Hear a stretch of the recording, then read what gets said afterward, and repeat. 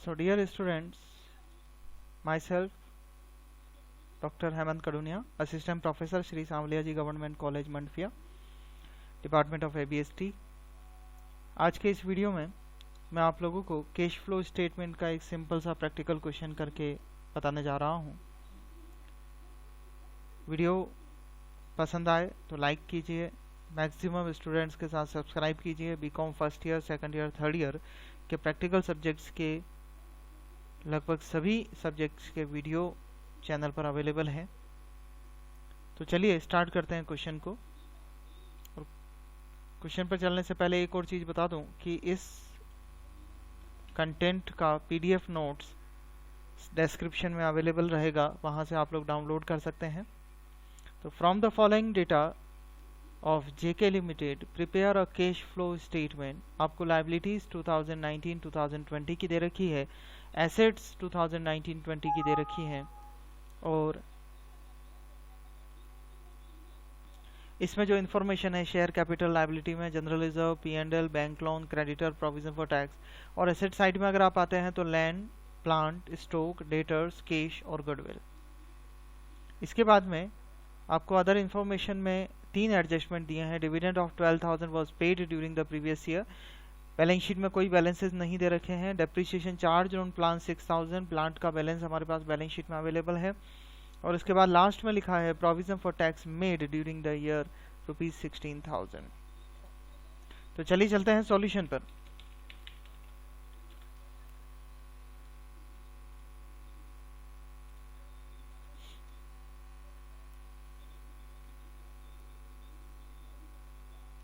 Adjustment आपके सामने रख रहा हूं ताकि एडजस्टमेंट को हम लोग कंप्लीट कर पाए और कैश फ्लो स्टेटमेंट का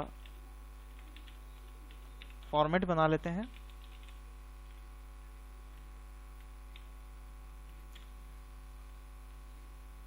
एटलीस्ट 3 कॉलम हमें चाहिएंगे।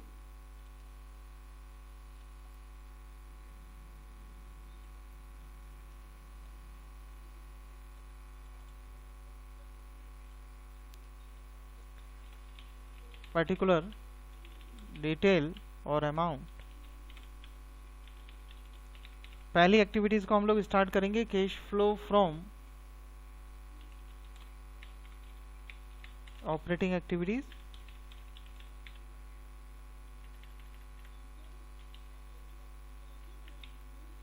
Cash flow from operating activities जब हम लोग चालू करेंगे तो जिस स्टेप्स में मैं आप लोगों को सिखा रहा हूं आप लोग इजीली इसको सीखते जाएं। सबसे पहला आप क्या करें कि कुछ गैप रखते हुए कैश फ्लो स्टेटमेंट बनाएं। Cash flow state from operating activities जैसे लिखा तो नियर टू क्वेश्चन की साइज देख लीजिए, नियर टू 10-12 लाइंस आप गैप देके। और दूसरा इन्वेस्टिंग एक्टिविटीज लिख लें, इससे क्वेश्चन थोड़ा जल्दी हो जाएगा।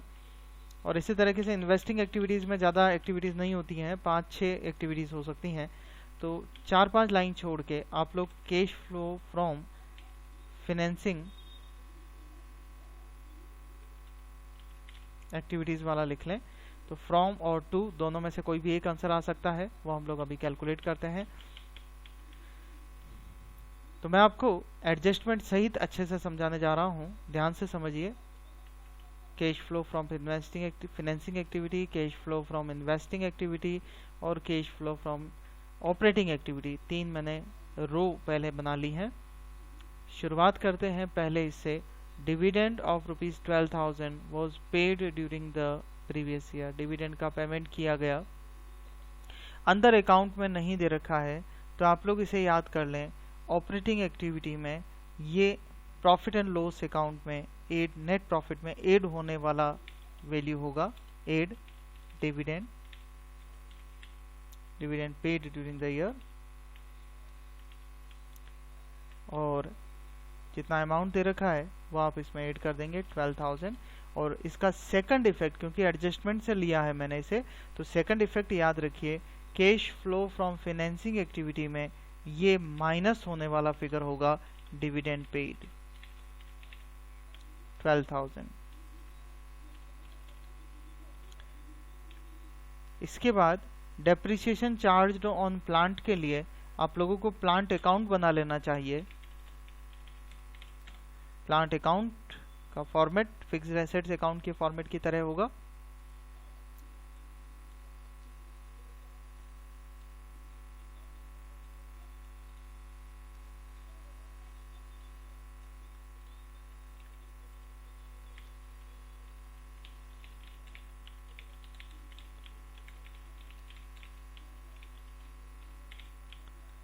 टू बैलेंस पीडी, प्लांट का ओपनिंग बैलेंस आप लोग नोट कर लेंगे।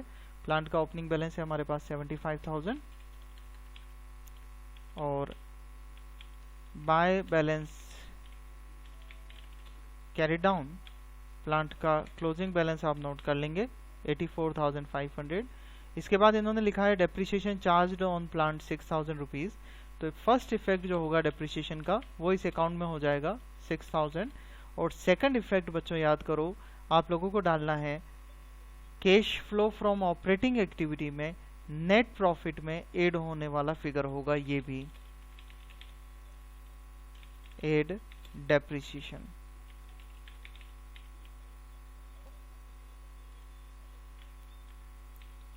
₹6,000। तो डेप्रिसिएशन जो नीचे एडजस्टमेंट में है, मैं उसे नेट प्रॉफिट में ऐड कर रहा हूं डेप्रिसिएशन को। और प्लांट अकाउंट की क्रेडिट साइड में मैंने लिखा है 6,000 रुपीज। अब इस प्लांट को मैं क्लोज करता हूं प्लांट अकाउंट को। तो क्रेडिट साइड का टोटल ज्यादा है 84,500 और 6,000, यह हो जाएगा 90,500। 90,500 में से जब हम 75,000 माइनस करेंगे तो 15,500 का जो बैलेंस बचेगा इसको हम लोग लिखेंगे डेबिट साइड में। जब प्लांट आता है to cash balance figure, it means ये परचेज किया गया। तो plant account debit to cash, plant खरीदा गया 15,500 रुपए। और प्लांट याद रखिए इन्वेस्टिंग एक्टिविटी का पार्ट है। तो हम लोग यहाँ पे प्लांट का की वजह से कैश का आउटफ्लो हुआ, हम लोग लिखेंगे प्लांट परचेज, पैसा गया 15,500 रुपए। इस तरह से प्लांट का अकाउंट कंप्लीट होगा। 6,000 रुपीज का डेप्रिसिएशन दिया था जिसे मैंने ऑपरेटिंग एक्टिविटी में प्लस किया, और जो बैलेंस फिगर कैश निकला टू कैश, पैसा गया। इन्वेस्टिंग एक्टिविटी में पैसा गया, इट मीन्स इन्वेस्टिंग एक्टिविटी में मैंने आउटफ्लो दिखाया 15,500 रुपए का। इसके बाद देखिए तीसरा एडजस्टमेंट हमारे पास है provision for tax made during the year 16,000।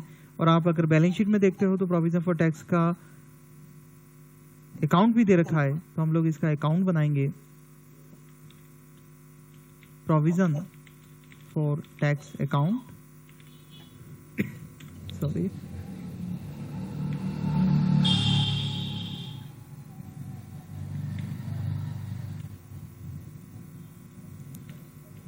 Plant provision for का बैलेंस जो होगा वो by balance BD, opening balance 15,000 रुपये हम लोग नोट कर देंगे।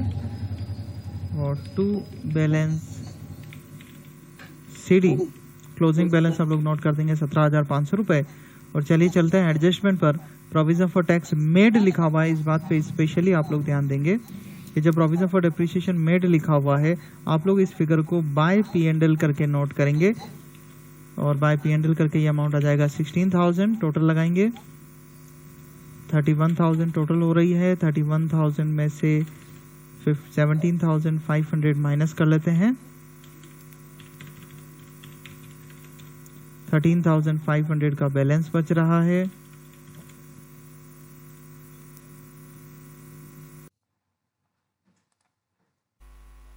इस बैलेंस को हम लोग टू कैश करके लिखेंगे।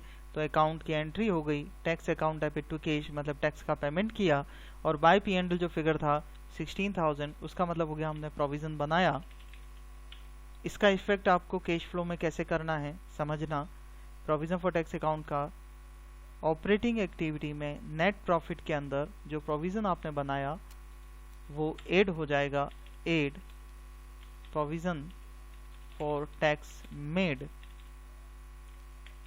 16,000 रुपये, और जो टैक्स पेड का फिगर है वो भी इसी ऑपरेटिंग एक्टिविटी में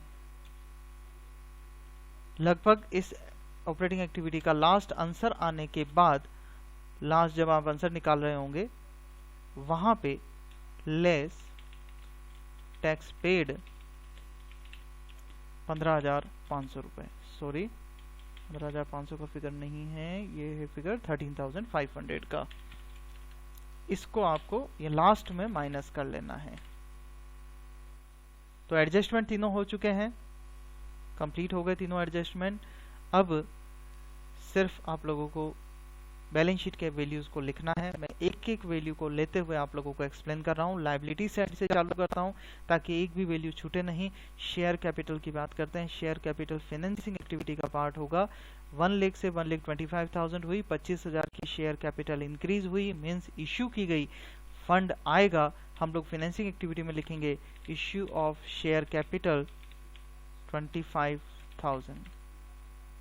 सेकंड वैल्यू हमारे पास है जनरल रिजर्व, 25,000 से 30,000 हुई। जनरल रिजर्व या लॉसेस प्रॉफिट एंड लॉस का पार्ट होगा। 25,000 से 30,000 मीन्स हमने फंड नया क्रिएट किया और बनाया, तो इसलिए हमारा लॉस होगा। जनरल रिजर्व जितना ट्रांसफर हुआ वो आप यहाँ लिख दोगे 5,000। अब बात करते हैं P&L की। 15,250 और 15,300 का क्या करना है देखना। Cash flow from operating activities आपने जहां लिखा था वहां पे लिखिए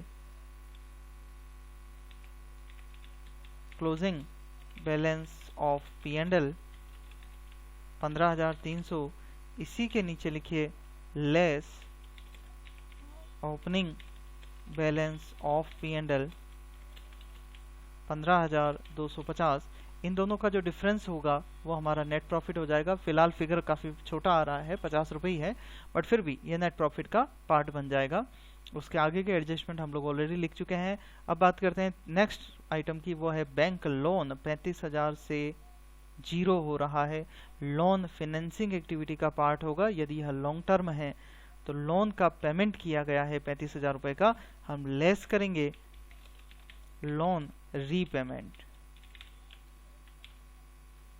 35,000। लोन के बाद आपके पास एक क्रेडिटर 75,000 से 67,500 हुए।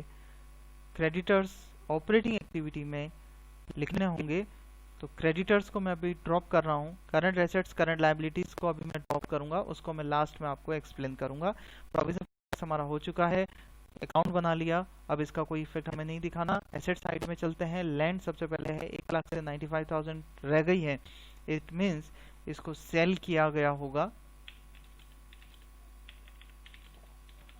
अगर कोई दूसरी एसेट्स होती तो हम लोग इसे डेप्रिसिएटेड मान सकते थे, लेकिन डेप्रिसिएशन मान सकते थे, लेकिन क्योंकि लैंड है, लैंड पे आप लोग जानते हैं डेप्रिसिएशन नहीं लगता, इस वजह से इसे नहीं दिखाएंगे। प्लांट ऑलरेडी अकाउंट बन चुका है। स्टॉक डेटर दोनों करंट एसेट्स हैं। कैश मैं अभी बताता हूँ आपको, तीनों जो करंट एसेट्स के पार्ट हैं उनका क्या करना है। गुडविल नहीं थी, 2,500 रुपए की आ गई, इसका मतलब हमने गुडविल को खरीदा है। Purchase of goodwill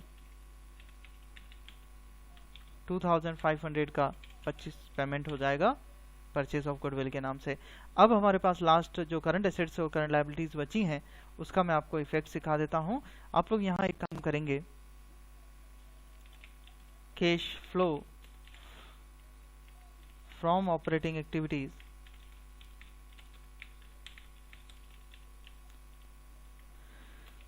before changes in working capital. यहाँ एक बार आप आंसर निकाल लें। 50 प्लस 12,000 प्लस 6,000 प्लस 16,000 प्लस 5,000 39,050। और इसमें आपको करंट एसेट्स का इफेक्ट पहले डालना है। 8 अगर डिक्रीज इन करंट एसेट्स हो तो आपको ऐड करना है। इंक्रीज इन करंट लायबिलिटी हो तो आपको ऐड करना है। इंक्रीज इन करंट एसेट्स हो रहा हो तो आपको लेस करना है।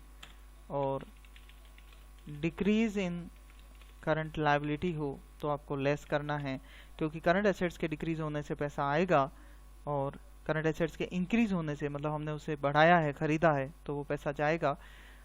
Decrease in current assets check करते हैं, 50,000 से 37,000 का स्टॉक कम हुआ, तो स्टॉक कम होना हमारे लिए पॉजिटिव बैलेंस रखेगा, पैसा आएगा। डेटर्स का भी कम होना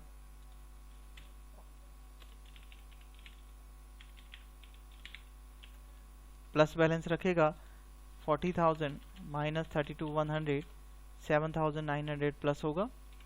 कैश को अभी नहीं लिखना। क्रेडिटर्स इधर रह गया था, 75,000 से 67,500 डिक्रीज हो रही है करंट लायबिलिटी, इसको हम लोग निकाल लेते हैं। 75,000 से 67,500 7,500 डिक्रीज हुआ, डिक्रीज इन करंट लायबिलिटी 7,500। और यहाँ लिख लेते हैं, हमने ये क्रेडिटर के लिए एडजस्टमेंट किया। कैश अभी भी रोका है मैंने, उसके अलावा की सारी वैल्यूज हो चुकी हैं। तो चलिए आंसर की तरफ बढ़ेंगे। अब पहले यहाँ तक हम टोटल लगा चुके हैं, अब इनका इफेक्ट आप लोग दिखा दीजिए। 39,050 प्लस 13,000 प्लस 7,900, यह आया 59,950। इसमें से 7,500 और 13,500 आपको माइनस करना है, 38,950 बाहर चला जाएगा। 38,950 बाहर चला जाएगा। ये हमारा आंसर होगा cash flow from operating activities. Investing activity की भी बस आपको टोटल ही लगानी है। लगाइए टोटल। 5,000 प्लस का है, माइनस 15,500 माइनस 2,500, 13,000 रुपये माइनस के आते हैं। ये हमारा 13,000 रुपये हो जाएगा cash flow to investing activity. Last जो आंसर है,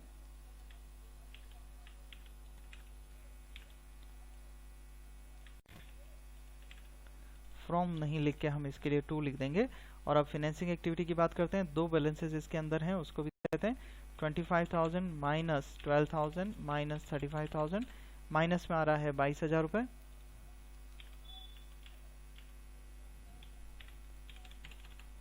₹22,000 cash flow to financing activity हमारा आंसर होगा। 3 आंसर हमारे पास हैं, तीनों आंसर्स की टोटल लगाइए। 38,950 माइनस 13,000 माइनस 22,000, मेरा बैलेंस आता है 3,950।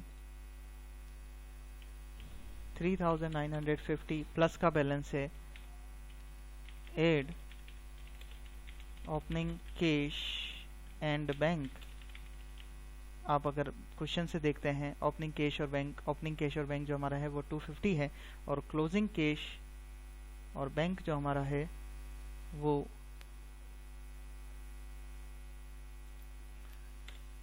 यहाँ बैंक लिखना रह गया है, 4,000 का फिगर है। तो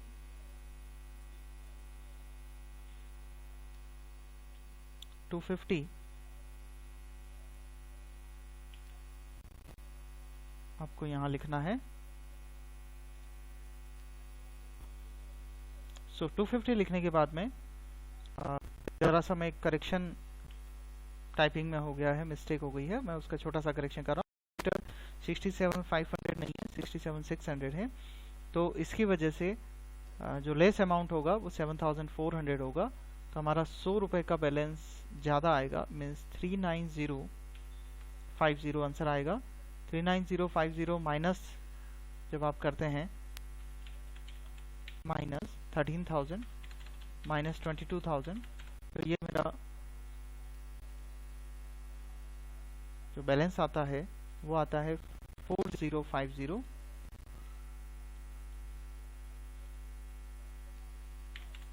और जैसे ही मैं 250 इसमें जोड़ता हूँ तो मेरा बैलेंस 4,300 आता है। और ये आप लोगों को आराम से बैलेंस शीट की कैश और बैंक में फिगर में मिल जाएगा। मीन्स जैसे ही ओपनिंग कैश आप जोड़ते हैं, क्लोजिंग कैश और बैंक का टोटल मिल जाना चाहिए, जो कि 4300 आ रहा है। इट मीन्स हमारी वर्किंग बिल्कुल सही हुई है। तो ये था कैश फ्लो स्टेटमेंट का एक कंप्लीट क्वेश्चन। आशा करता हूँ आपको क्वेश्चन अच्छे से समझ में आया होगा। आज के वीडियो में इतना ही। Thank you very much.